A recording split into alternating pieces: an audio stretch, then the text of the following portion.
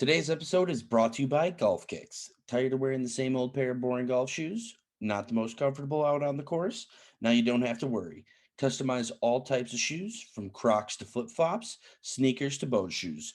Wear them in style while you rip it up on the course. Use code OWN20 at checkout to get a 20% discount on your order. That's OWN20. Screw your shoes. All right, everybody. It is Monday, May 3rd, 2021. The Aaron Rodgers drama continues yet again. And are the reigning NBA champs in danger of making an early exit in this year's playoffs? There goes that man's jock strap. Oh my God, did you see that? America's team? Yeah, right. Oh, baby, it's a big day in sports. There's nothing like battling it out with your teammates all season long to go win a championship. Green Bay's got it this year. Huge move for them. I think it's going to be a game changer. We have a lot to talk about this busy week in the sports world. Welcome to the In a League of Their Own podcast.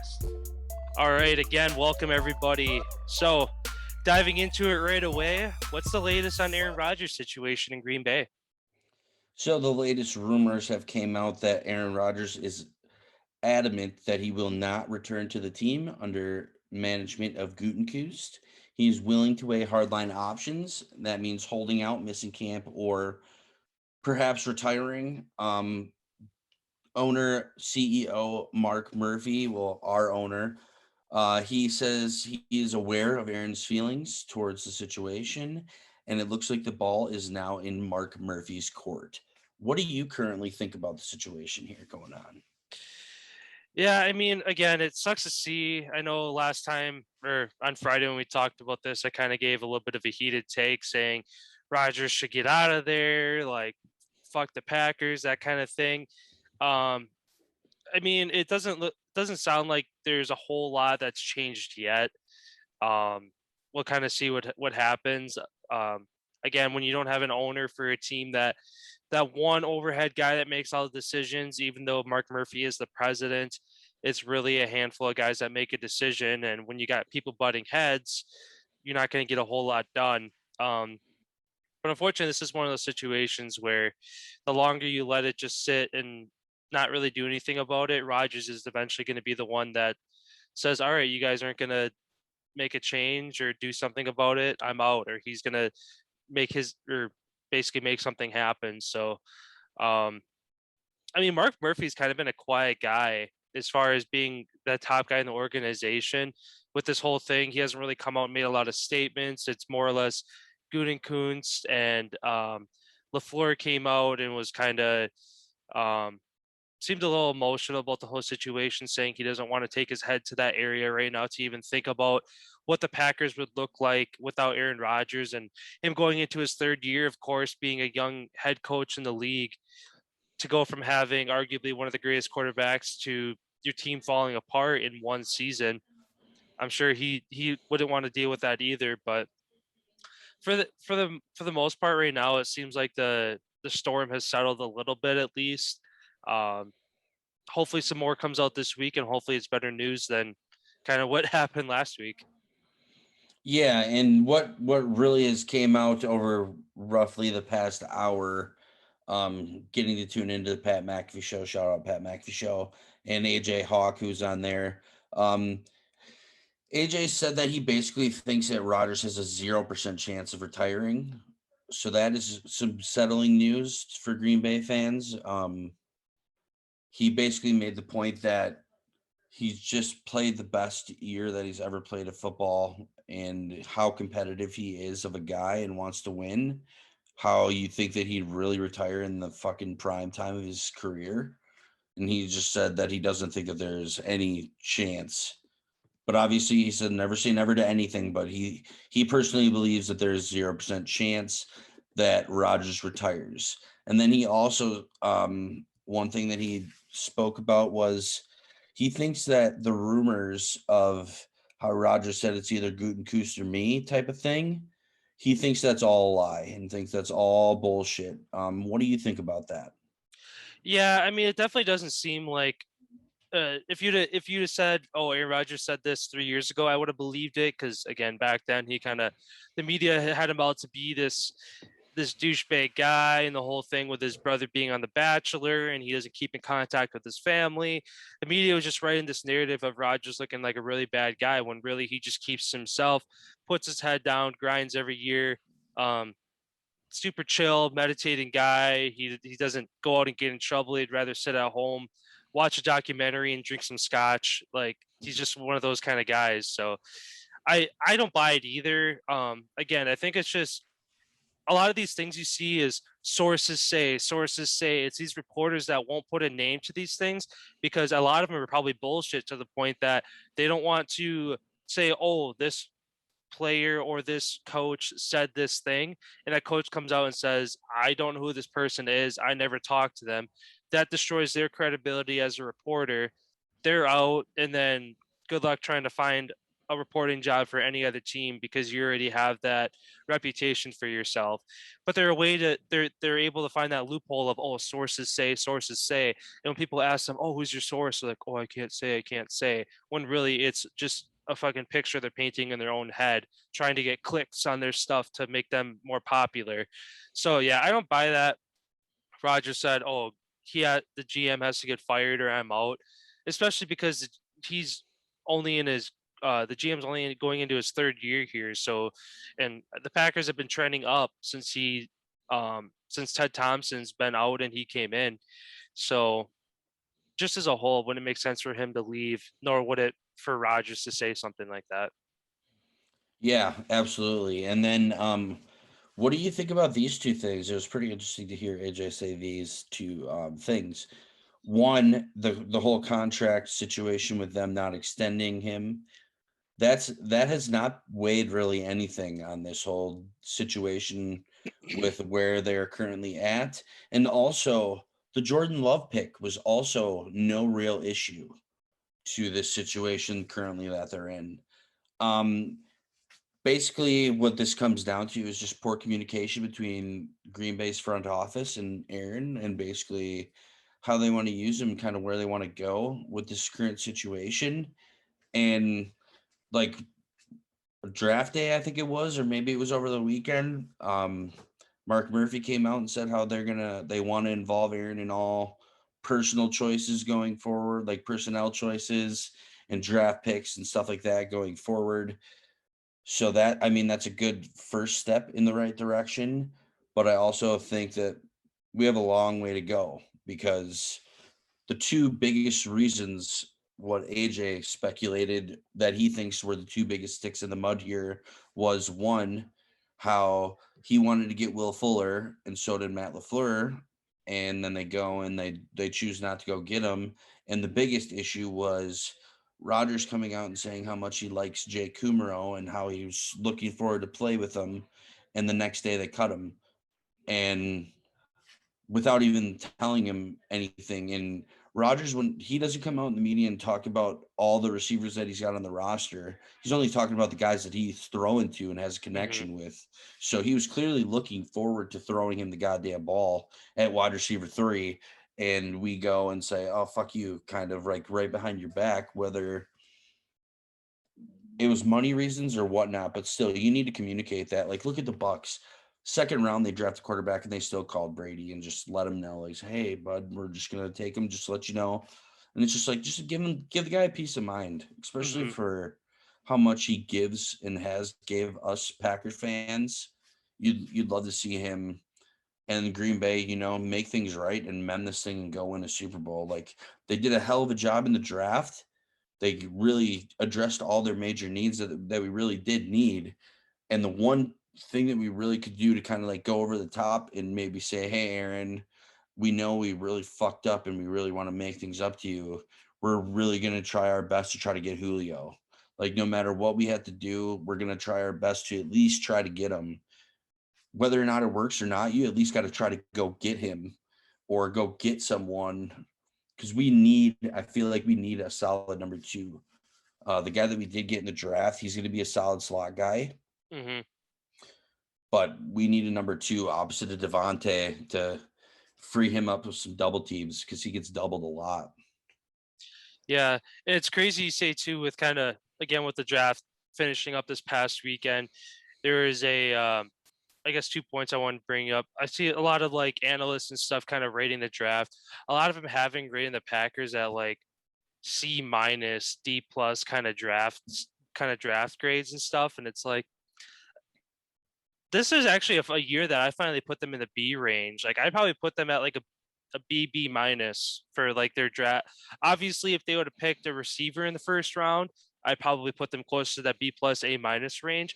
But even looking, I guess the other thing that came out from last year's draft, the first round went up and got Jordan Love. There's some sources that came out and said they were trading up to go get Justin Jefferson last year, Yep. but he got taken by the Lions. And then I can't remember who the second guy was they're going to take. He got taken right ahead of the Packers. So to kind of cover their ass, basically, like we trade up into the first round. What do we do? Let's get a quarterback to kind of make it seem like we traded up for a reason. But yeah, they tried to go up and get him. Obviously, if they would have traded up 2 or 3 more picks, they might have got him. And who knows what happened? The Packers could be Super Bowl champs right now if they had that extra guy, especially with how Justin Jefferson balled out, with Kirk Cousins throwing him the ball, let alone what would have happened with Aaron Rodgers. So in hindsight, who knows what would have happened? But at least it kind of took a little bit of that little bit of relief of, okay, they at least were trying to go up and get a receiver. It just didn't work out for them. Yeah, but that's what they say now. Who knows if that's true or not? Nobody really knows. Obviously, you'd like to believe the front office that they're trying to really mend all this stuff and coming out and speaking publicly a lot more than they really do ever. So it'd be kind of cool. One good thing that I also had on the draft for the Packers, it was awesome to see them take 2 UW Badgers, one Wisconsin native too, Cole Van Lanen. So that's pretty awesome to see. Got to be a dream come true for that kid. So yeah, Dietzen as well, solid guy. Basically, I think he started 3 years on the line as well. He always got hogs coming out of Wisconsin, so it's good to see Green Bay go out and have a couple of them stay home. I'm sure they grew up as Packers fans, and it, like you said, dream come true for those guys to go probably to their favorite team. So, but yeah, the kind of, I guess, related to the draft, one point I wanted to mention, and again, kind of related to Rodgers, the Broncos did not draft a QB with any of their picks this year. Does this kind of solidify that they're all in on Bridgewater, or do you think that, again, with the media skewing things, whatever it might be, do you think that they're still trying to put together a package for Rodgers or even another quarterback potentially? Or again, are they just all in on Bridgewater at this point? they got to be all in on Teddy. Green Bay, every day that goes by, it's getting better and better for Packers fans, I feel like, because they're trying to mend that relationship. So if a team's going to hop in there and go get him, they're going to have to do it like now and real quick. I did see one speculative trade potential rumor, if it were to happen, since Rodgers all the talk has been about him going out to the West Coast. Him for Russell Wilson, straight up player for player swap. I've seen a rumor by a guy who writes a blog from Seattle, and I saw that, so I thought that was pretty interesting. And I mean, as a Packer fan, that I feel like would be the best situation that we could have. Is he played for the Badgers? Everybody loves Russell Wilson, and if you're not a Packers fan, I guess you kind of root for the Seahawks and you love to see Russell Wilson do good. Yeah. Same with JJ Watt. So it's like a lot of these teams who carry ex-Badgers get a lot of love from the state of Wisconsin. Yeah, I mean that again, that is, if it's just a blog from somebody, I'm sure it's just kind of, oh, that'd be cool to see this happen, and it would be cool to see happen. Although at this point, it kind of seems like the Seahawks are really 2 or 3 weeks past the whole shopping Russell Wilson kind of thing, and he's going to stay in Seattle. But I mean, as much as that'd be a cool move, and obviously Russell is younger than Rodgers, that only buys them an extra 3 or 4 years before they're gonna have to start looking at somebody else, because Russ is in his he's got to be 31, 32 years old, so he's not a super young guy anymore either. To where, again, if they went out and got Russ, that only buys them an extra handful of years before all of a sudden what the situation that they're turning into, trying to find the future after Rodgers, would turn into trying to find the future after Russell Wilson. So Yeah, it's definitely unrealistic that happened. I just thought to figure to mention it because I don't know. I guess it's a cool scenario to think about. Yeah. yeah, it would be neat if that were to happen, but yeah, that's clearly not going to happen. There's no weight behind that, but that would be. I mean, like I said, Packers fans, if that were to be the trade that were to happen, that would be probably the best scenario. And yeah, he's 32. He will be 33 in November. So yeah, he's getting up there in age. Yeah, and then as you mentioned, or just one thing circling back to you had mentioned that the Bucks took Kyle Trask in the second round. Do you think that was a good move for them to go out and try to get the future after Tom Brady this early, or do you think that they kind of jumped the gun a little too early? And with the turnover of quarterbacks, there's usually 5 to 8 first round caliber draft pick quarterbacks that come out of the draft every year. Do you think this is just a safety blanket, or do you think that he actually might have some potential, even though he was kind of one of those forgotten about quarterbacks in this draft? The only reason I feel like he did really, or at least decent down in Florida, is because he was throwing the ball to Pitts, who was just a monster and just a man playing against boys in college. So I don't think he's going to pan out in Tampa. I think that was just, I guess, a safety blanket pick for them in case Tom Brady were to get hurt or something along those lines, where they at least have a guy who can play football and throw the ball. I have no idea who their backup is on their roster. Blaine Gabbert. So, I mean, you have him or Trask coming in the game. So I feel like those two will battle it out for probably the second spot. And yeah, I feel like it's just a security blanket for them.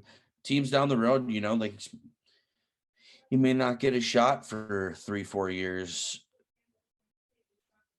Who knows how long Tom Brady's going to play, dude? Like, that's the thing. As long as he continues to, it seems every season he somehow figures out a way to adjust to not get hit. It's insane. Like, it's crazy. But when he does get hit, he gets fucking smoked. Oh yeah, because everybody wants to kill Tom Brady. Oh yeah, well yeah, that's every pass rusher's dream, to sack the GOAT. I don't blame him. Speaking of Tom Brady, some kind of big news on his conference call that he was on over the weekend for the draft with Deion Sanders, Julian Edelman. I think it was Shannon Sharp. There was Kevin a handful Hart. of other Kevin Hart.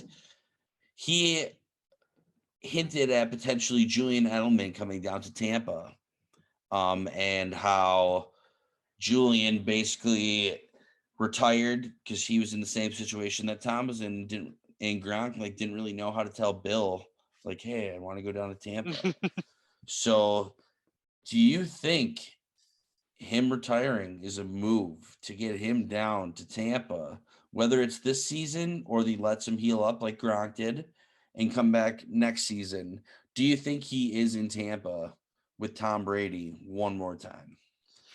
I kind of thought when I saw it this weekend too, I did some digging into it, and I guess after that conference call, Edelman had talked to, I don't know if it was a reporter or a source or somebody, but somebody had quoted him, so the conversation was recorded or at least written down, and Edelman came out and said that's not happening. So whether that's just kind of a get off my back and that's don't think about it kind of thing, and he's gonna come out of left field and do it anyway, who knows? But yeah, right after that same day, Edelman was quoted saying, yeah, it's not happening with him going down to Tampa. But I don't know. I mean, it'd be cool to see again.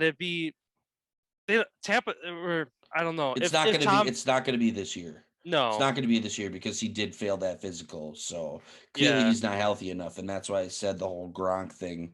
Like, Gronk took a year off and rested his body, he takes a lot of hits, Mhm. You know, he's a physical. He loves to block. He's a hell of a blocker. Like he is the all-around tight end that you would want on your team. And him taking that year off and resting, him coming back last year to the Bucks, it looked like rookie Gronk, the beast. Like Yeah.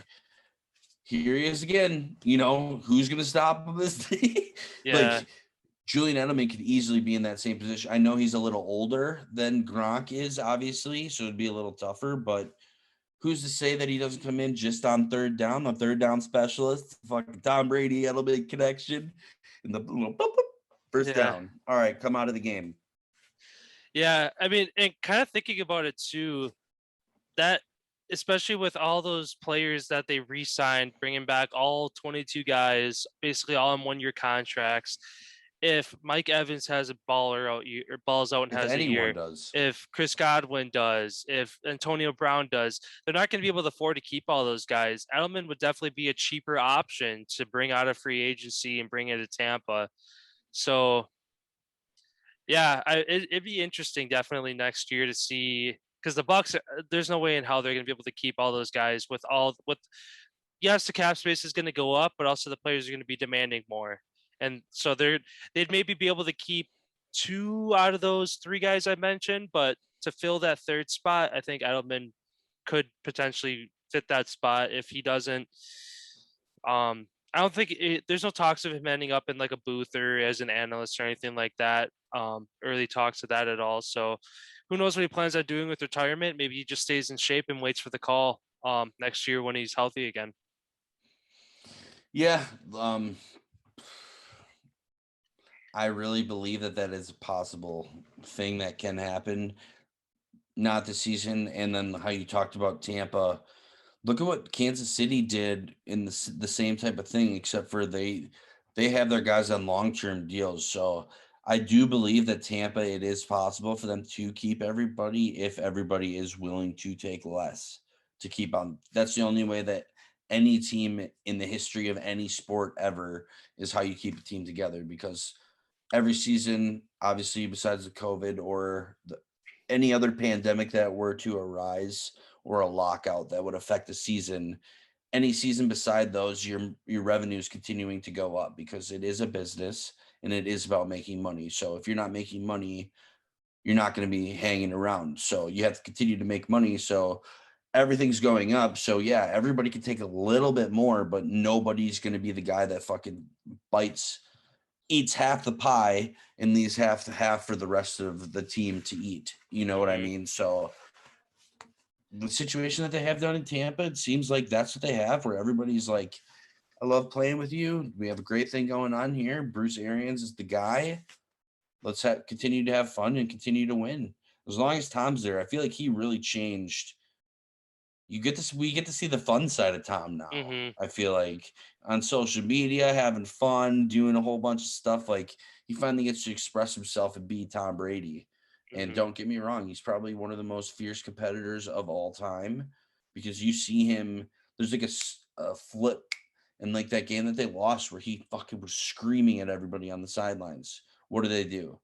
Go on to win the goddamn Super Bowl. So like, Yeah. Even like I saw like this meme where it was like, if you see Tom Brady doing this, it's over. Where it showed like the scoreboard, they're down by like 2 or 3 possessions, third quarter.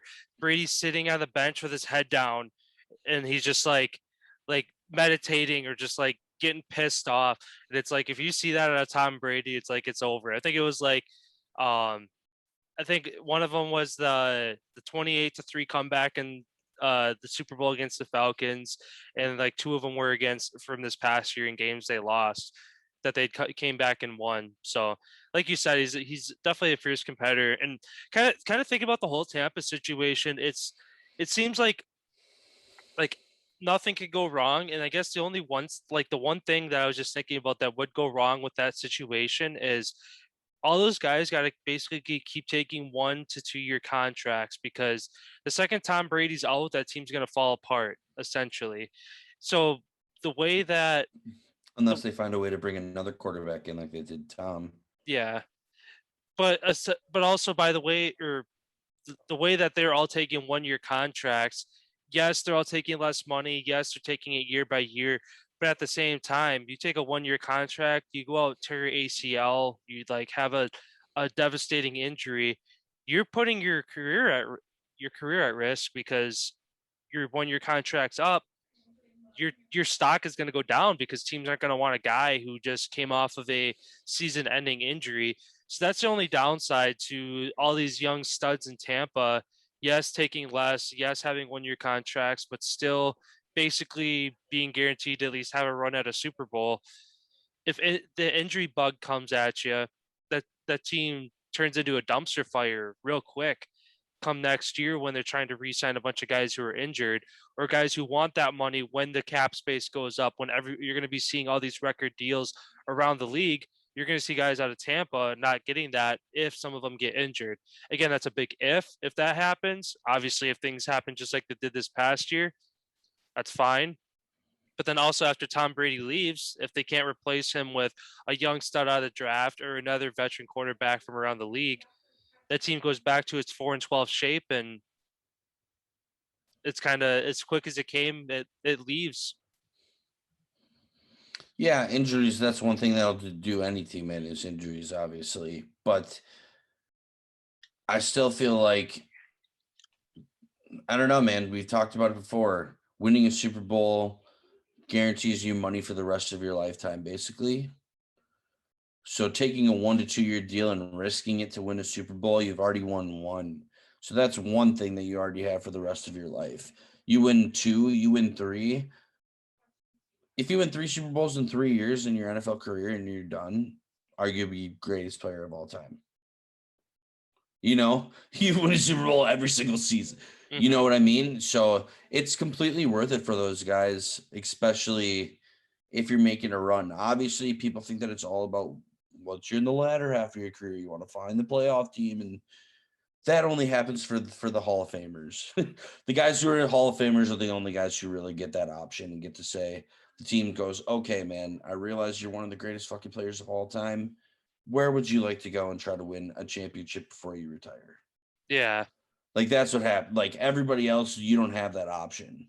No. So it's going to be interesting to see, you know, what really does happen next season. Is going to be very interesting with the cap going up and with everybody signing 1-year deals, people needing new deals. It's going to be really interesting to see what teams really do. Like, especially the Packers with Rodgers, like, he has no guaranteed money left. Is that one thing that the Packers address? The second the cap goes up, say, hey, bud, Mahomes not Mr. $500 million. We'll give you $525 million for 10 years and play forever as long as you want to be a Packer. Last 7 years voidable or 5 years voidable and get him to the moon. You know what I mean? Like, we could easily do that. And like how Devontae Adams, he didn't sign his extensions. Like, that's a guy we need to lock down. There's not receivers like him that come along very often. And especially he came from nowhere and turned into one of the, I'd say, top 3 receiver in the NFL, if not top. Obviously I have a little bias because he's a Packer fan, because I'm a Packer fan, but the numbers don't lie. And when he's healthy, because that is his downfall, is he is a little bit of a Band-Aid when it comes to that, like turf toe. He gets that quite often and stuff like that, but that shit is a pain in the ass. I don't know if you've ever once you get it once, it's stuck with you forever. Keeps coming back. The only way you heal from it is when you retire and walk away from the game. That's the only way you fully heal from it. The last thing I had on the NFL was Buffalo Bills picked up a 5th-year option on Josh Allen, and the Seahawks and Richard Sherman have been in talks, but it does not look like they are going to sign him. So Sherman said that he doesn't really want to go back there and end his career there. So Green Bay, what are we doing here?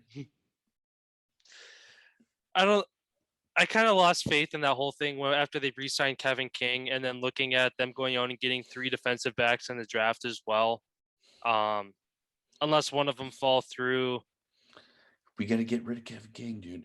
Just because we re-signed him doesn't mean we ain't going to trade his ass for a goddamn 6th-round pick. Like Teddy Bridgewater was traded for. Yeah. I don't know. It just seems like I feel like the Packers, they don't hide their cards very well. It's kind of blatant as to, okay, this is what they're gonna do this year. Rarely do you see like, holy shit, they actually did this. Like, whoa, that's awesome. Rarely do you see that That's how I happen felt this year. for the draft. Yeah. I mean, yeah, it was definitely the best draft I'd say in probably 5 years that they've had, if not longer, as far as getting a couple offensive weapons and beefing up their line, which has been an issue with Yeah, not taking injuries. a pick where we don't need the fucking guy. Yeah, You know what I mean? Like so many years we've taken linemen, linebackers, and it's just like, why? We have good ones. You're just wasting a pick. yeah. Out of their 7 or 8, there's only one pick that was like, okay, we don't need him. Was their last pick 256? They got a running back, which they don't need one. They got Aaron Jones. You got Austin Dillon. But again, Practice squad. yeah.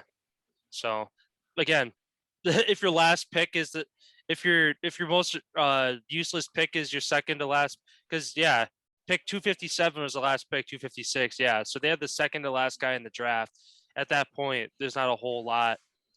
Well, I shouldn't say there's not a whole lot to choose from. There's a lot to choose from. It's crazy to think, and we've talked about it a couple of times, that it's less than 1% of college athletes that make it pro. It's crazy that in the draft, there's 257 2%. guys, 2%. It's crazy that there's 257 guys picked in the draft. 257 guys, that's the size of about 5 squads, like 5 College teams. And there's hundreds of them. So it's crazy that out of the hundreds of D1 alone schools, let alone D2, D3 schools, there's thousands if you combine all of them, that only Plus the 257 whatever of the them North get picked. Dakota is too. Not the FBS, but what's the other one? NIAA. There we go. Yeah. So then you have that whole league too. Mhm. And then all these other private leagues, plus you have overseas, Canada. You know, there's so many Arena football, Canadian Football League. You got guys coming from everywhere. guys coming out of retirement, guys re-entering the league, all that stuff. Yeah. Yeah, it's crazy. It's crazy how little of a chance you have to make it big when you look at the guys that make it, and they almost look like Sherlocks, but it's like the fact that they even got there is a 1 in a million chance for them to take the exact path that they did through grade school, through high school, through college to get to where they did. So it's amazing to see all these guys' stories of where they come from and how they got there. Yeah, and most of the time you do see it is people who have very humbling and very rough beginnings are the ones that end up making it through because they really know what perseverance and hard work and really believing in yourself fully of what it really does take to make it, because you do have to believe in yourself. You do have to have a confidence about yourself and carry yourself in a different way than most people do carry themselves, because like we said, not many people get to have that profession as a career. So like everybody, even no matter whatever anybody does for like their work or their career, you carry yourself in a certain way because you do that career, like you have that career. So like you should be proud of whatever you're doing for work. Like it's so much more important finding something that you love to do and that you can walk around and feeling proud about yourself instead of finding something just for the money and then eventually you're going to get burnt out and shit hits the fan. Yeah. And I guess there's probably a couple other ones. The only one that sticks out is Najee Harris's story, where he grew up in an abusive household. He bounced around from foster homes, and then it was awesome to see on draft day he had resources and money or whatever. The foster home that he grew up in, he had a draft party set up for everybody to watch and watch him end up getting drafted by the Steelers. So even the guy hasn't even signed a paycheck yet or had a paycheck yet in the NFL, and he's already still giving back to where he came from. So it's always great to see those kind of stories, or even guys just staying at their colleges period, staying back home to just make everybody remember where they came from. Yeah, so you want to catch us up around the big leagues about what we missed over the weekend? Yeah, so kicking things off again with our Brewers. They won the series yesterday against the Dodgers 3-1. They lost yesterday's game 16-4. It was kind of a rough game. They gave up 2 grand slams in the first 2 innings. Saturday was an amazing game though. Walk off, Travis Shaw, a little blooper to right center field for the game tying or the game winning run in the 11th inning. So that was fun to watch. The Brewers sit at the top of the National League right now, tied with the Giants. So great to see the Brewers off to a hot start there. Pitcher Corey Kluber gets his 100th win. Obviously, a great milestone to hit as a pitcher. Max Scherzer had an interesting game, or an interesting day, I should say, yesterday. He pitched a full 9 inning game. They won 3-1, and then afterwards rushed to the hospital to join his wife giving birth to their third child. Made it there in time. Even the catcher afterwards in the interview said, "Yeah, we tried to make it a quick." The game was only like 2.5 hours, which is a quick game. Usually they're closer to 3.5 hours. Obviously they had no control over it, but he just joked that, oh yeah, we're trying to make it a quick game so he could go be with his wife. So that was cool to see. Um, Oakland A's pitcher Jesus Lazaro is out indefinitely after breaking his pinky playing video games. Supposedly he smashed it on a table, probably playing some Fortnite and got clapped by a 9-year-old or something, and punched his table, something. I don't know how you break your pinky playing video games other than out of rage. So, yeah, he's going to be out indefinitely, and I'm sure there's going to be some questions as to what happened there. And then lastly, the Phillies lost to the Mets Sunday 8-7 after a replay reversed a home run call in the bottom of the ninth. It was a 3-run shot. Game was tied 8-8. Ball ended up hitting the top of a certain deck or a certain fence, which was in play. Runners go back to second and third. Bryce Harper comes up to the plate with 2 outs, strikes out, game's over. So, as a Phillies fan, sucks to see something like that happen. Mets got away with one there. But also, that's what replays are for. They're there to catch that kind of stuff. So, as much as you hate to see it, it's good to have that kind of stuff in place. So, yeah, that's all I had Absolutely. for the MLB this weekend, kind of the top headlines. Yeah, and breaking news. Going back to the NFL real quick for a second. Tennessee Titans draft pick Rashad Weaver, their 4th-round draft pick, played at the University of Pittsburgh, has been charged with assaulting a woman. Turns out April 18th around 2:30 in the morning. Nothing good happens after midnight if you're a professional athlete, you're out in public and you're drinking. Turns out he got a drink spilt on him and he punched her in the face and knocked her down. And just straight dropped her. So looks like your career is coming to an end here. Preliminary hearing is October 5th. So we will see what happens with that. I won't be surprised if his career is over and he goes into the free agency pool shortly here the next probably couple hours. But yeah, just wanted to get that out there real quick. So yeah, you want to catch us up. LeBron, big news coming out of LA and the Lakers, reigning champions. Catch us up on what's going on out west. Yeah, so LeBron came back this past weekend after I believe he dropped 17 points in his game back. Had a little bit of limited minutes. He wasn't back in LeBron fashion, but after losing yesterday, they fall to the 6th seed, and they're now in a 3-way tie with the Mavericks and Trailblazers.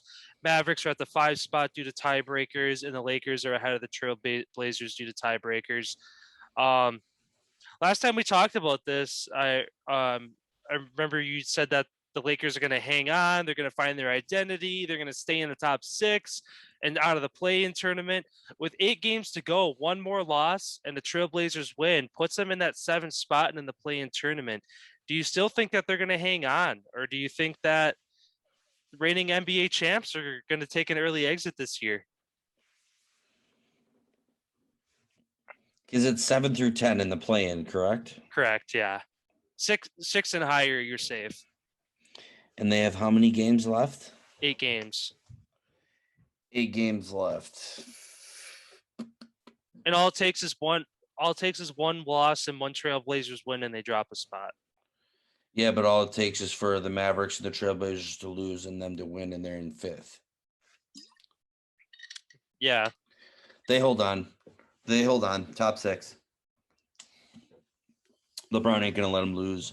I know he's struggling and he's pissed off, whatever, but he's still also got to shake out the rust from sitting out how long he was sitting out too. So no worries. I fully believe in LeBron and everything that he's continued to do season after season where people continue to doubt him.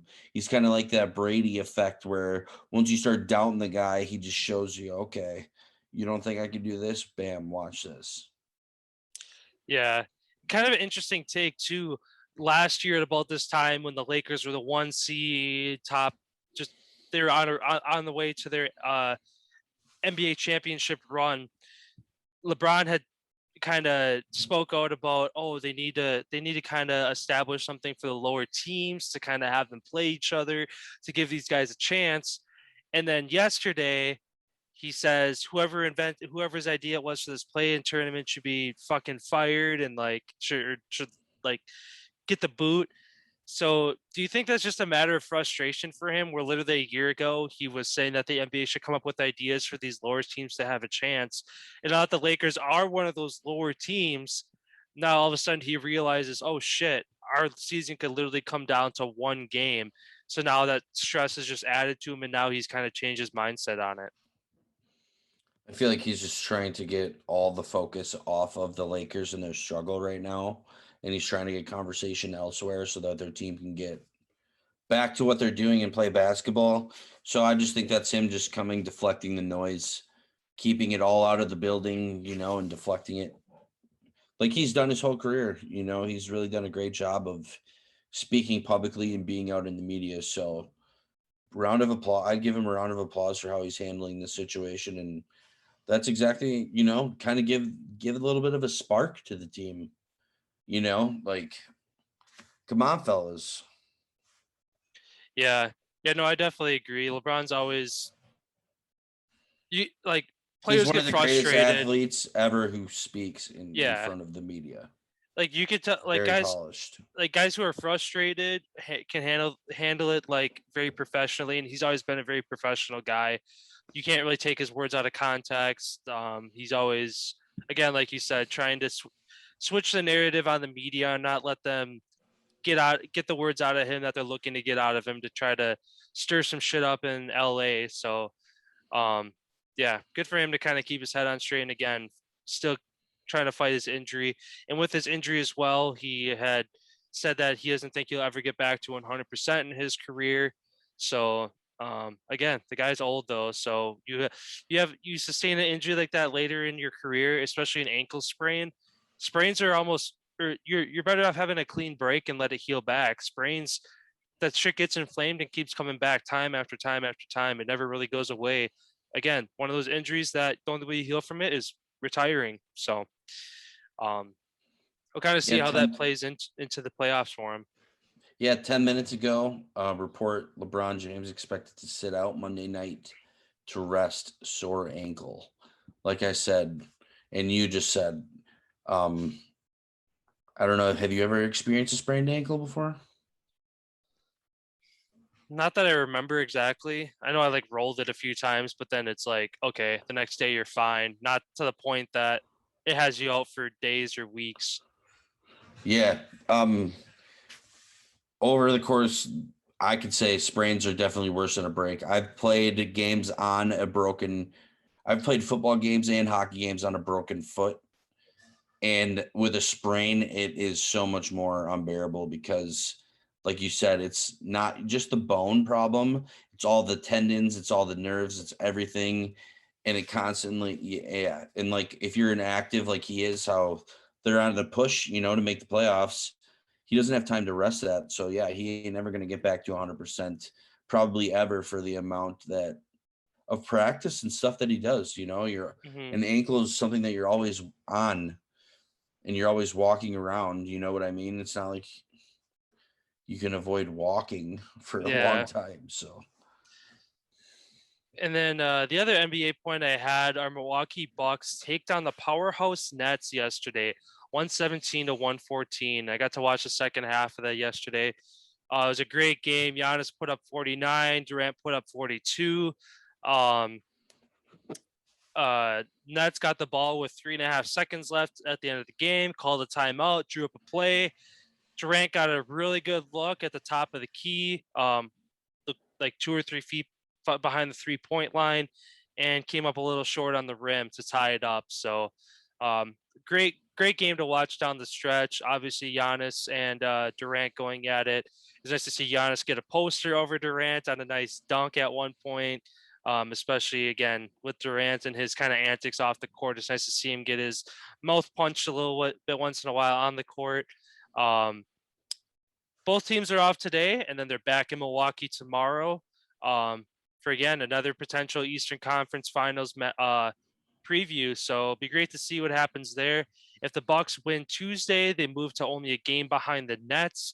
And due to tiebreakers, if the Nets lose another one, the Bucks would win another one after that. The Bucks would then move into the number 2 spot ahead of the Nets, again due to tiebreakers. So again, with about 7 to 8 games left for every team this year, it's going to be interesting. Again, with the Lakers position, the top of the East, the 76ers and Nets are only a half a game apart, and again the Bucks are only a game and a half behind them. So it's going to be really interesting coming down the stretch here to see what happens in the East. Yeah, and then just hop into the rest real quick. My dark horse pick to win, the Suns. They took first place. They beat the Jazz on Friday, I think that was. And then over the weekend, D-Book put up 32. They beat the Thunder 123-120. They seem to be catching fire right now, and I'm so glad. I mean, that's my team out west. For whatever reason, I've always loved them, Steve Nash. I just love the way he passed the ball. Just the game manager for whatever reason. So that'd be cool to see Bucks and Suns in the finals. Yeah, I know the last couple of weeks has been all Nets talk. It's nice to see the Bucks kind of dethrone the Nets a little bit. Hey, did all the superstars play? Harden was out. Otherwise, everybody else played. So that's kind of a big factor. That's about 30 points. Yeah. What was the score? 117-114. And that was in Brooklyn? No, it was in Milwaukee. Milwaukee. Yeah, both games are in Milwaukee. It's going to be interesting to see when Harden gets back because, like I said, that's 20, 30 more points that team's going to score. But also, that 20, 30 points came off the bench from other guys. So instead of having 1 or 2 guys pick up Harden's slack, he would just come in and do that himself. Yeah, but he's not off the bench, though. He's a starter. No, I know. That's what I'm saying. It's not like you would, if Harden played, you'd add that the Nets would have won by 30 points because those points. Well, Durant's going to get his 40. Yeah. Kyrie's going to, what did he have, 20 something? I'm not sure. Blake Griffin only had like 7 or 8 points.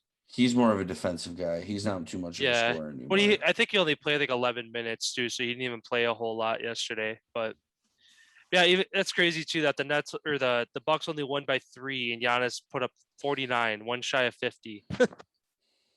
So yeah, Kyrie had 20, and that's what he's good for too.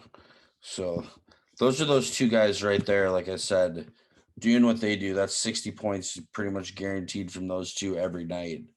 Then, yeah, Shemant off the bench, whatever. He had 17. Griffin had 11, whatever. But, yeah, so I don't know. I just feel like they would have at least a little bit more points with Harden in the lineup. I think they'd give up more points, though, too, just because Griffin and Shemant are both play better defense than Harden. So, yes, they probably would have scored more, but they also would have given up more if Harden was in. It'll be interesting to see. Again, if all those guys can get on the court at the same time, they're going to be a scary team. But, again, they can't It's play either shit going to for be scary defense. or it's going to be nothing special. It's They're either it's- going to click and it's going to be unreal, or their individualness is going to headbutt and there's going to be turnovers. They're going to get frustrated and they're going to lose. mhm. If they get frustrated and melt down, it's over. Well, that was a big thing Because Kevin yesterday Durant's a too. big crybaby. Harden, he's kind of a crybaby too. Well, not so much of a crybaby, but he's like a good actor on the court. Like Yeah. he's really good at drawing fouls and shit. So he's in that aspect. And then Kyrie's kind of like a huge question mark. You never really know what you're gonna get with Kyrie. Is Mhm. he gonna be happy today or is he gonna be sad today? Yeah. Type of thing. It's kind of the reputation that he's gotten, obviously, and don't know him, don't know anybody who's ever spoke to the guy, but like that's just what I think on the outside looking in from all the stuff around him is like you just never really know what you're gonna get with him. Yeah. But yeah, that's kind of if you have anything else on the NBA. No, that's all I had on the NBA. All right. Oh, Luka Doncic. He picked up his 15th tech of the season, so he's got to miss one game. If he picks up one more, he's going to be out until the last game of the season. That could really fuck their stuff up, since he's kind of holding the fort down since Murray went down. So Doncic is in Dallas. Murray's in Denver. I apologize. Yeah, still he's kind I'm a of basketball stooge. yeah. No, it's yeah, Doncic is definitely the face of that team. So if he would have to miss a couple, especially being in that 5 spot, tied right there with the Lakers and the Blazers, they could go from the 5 to the 7 spot, and instead of being comfortably in, they're in the play-in tournament. So yeah, that'd be definitely something to follow as the season ends here. And that was one of the reasons why I think the Lakers are going to be in the top 6 is because of that reason. He's going to get one more. Yeah. The refs as a whole, though, this year in the NBA have been soft as shit. Terrible. But giving that's also tax- been because of the COVID. Like they've had COVID issues where they're pulling refs from high school games, reffing these games because guys have COVID. So yeah, it's really interesting. We'll see as playoffs get closer what's really going to happen. Yeah, speaking of playoffs approaching, NHL, what you got going on over there? So in the NHL, Austin Matthews netted 2 more goals over the weekend. He's now at 38. He is on pace with Wayne Gretzky and Mario Lemieux for averaging 0.0 or like 0.86 goals a game over like a season. It's incredible to score at a clip like he scores. He's just a natural goal scorer, and it's awesome to see. If he can continue to score how he's scoring now, he could potentially be the greatest American goal scorer of all time. So it's great to see the young kid continue to do. He's locked the Leafs into the first spot, basically. Well, I shouldn't say locked into the first spot, but they're the first team that clinched in the Scotia North. So shout out to Matthews and what he's done over there. And then sticking with the North up there, McDavid is still on an absolute crazy pace as he's looking at 100 points in the shortened season. He's sitting at 87 right now. They beat Calgary in the Battle of Alberta 2 games over the weekend. Kind of puts the nail in the coffin for the Flames as they're a little bit too far outside of the reach to make the playoffs at this point. Cole Caulfield also scored his first NHL goal and picks up his first point as he has the game winner in overtime. It was awesome to see because just flipped it on the TV. And the second I saw him cruising through the neutral zone with his speed, he had him beat. And way to bury it, kid. Shout out to you for your first one. That's the moment you'll never forget. And that was awesome to see. Moving over to the Central, Nashville and Dallas are battling for the final spot in the playoffs there, as basically the rest of the division is pretty much closed up at that point. You also have a big race right now for the President's Trophy as the season's ending. Carolina currently is in first with 75 points with 51 games. You also have Tampa and Carolina with 73 points. You also have Pittsburgh with 71 points with 52 games played, Vegas with 74 with 50, And then you have Toronto with 71 with 51 games played. So it's going to be an interesting ride to see who takes home the President's Trophy, as Tampa kind of broke that curse last year of winning the President's Trophy again and then going through the playoffs after they had the mishap with the Columbus Blue Jackets the year before, getting taken down in the first round, which nobody saw. But after they lost, you could kind of Columbus got hot, and that's exactly what can happen in the playoffs here. So it's an interesting race here as the season is coming to an end here. Not really any big battles tonight. I mean, you have Columbus taking on Nashville. I mean, Nashville needs to pick up the 2 points. Stars are taking on the Panthers. That's a crucial game. So I guess those are really two big games. And then New York Rangers over the weekend losing. They basically have had their nail in their coffin, as the East is pretty much solidified as it's going to be the Penguins, Caps, Islanders, and Bruins. So maybe next year Rangers join the Flyers on the outs here. And yeah, and then one thing not resulting in the NHL, I don't know for anybody who's been following the World Championships, U18 Championships, the United States takes on Sweden tonight in the quarterfinal matchup. The teams that are left currently, Russia is taking on Belarus. It is 3-2 currently. Canada takes on the Czech Republic. Finland takes on Switzerland, and then Sweden takes on the United States. The semifinal games will be on the 5th, and I don't know when they said the championship game was going to be. I think it might be on the 6th. I think the semifinals are on the 5th, and then they play on the 6th again for the championship. So for people who haven't checked it out, it's on the NHL Network. I'm sure you can find it also streaming somewhere live on the internet. So if you want to support United States hockey, tune on over tonight and watch them play Sweden, and that should be a hell of a matchup. If anybody didn't get the chance to see how they ended up even qualifying for the quarters, they scored a game-tying goal with 1 second left that had to be reviewed on the clock, and then they ended up going on to score in overtime to move on to the quarters. So it was just an amazing moment to see the team just go nuts as they cram the net, and the referee just sitting there slamming his hand in like it went in the net, like it was a goal. It was awesome to see. So it's pretty cool too. Just in the hockey world in general, you have a lot of the women's and men's U16s, 14s, 20s, U19s world championships happening all over the United States, as basically all the other countries kind of closed down due to COVID reasons. So like the men's is held in Texas. That's where they're doing their thing down there in Texas.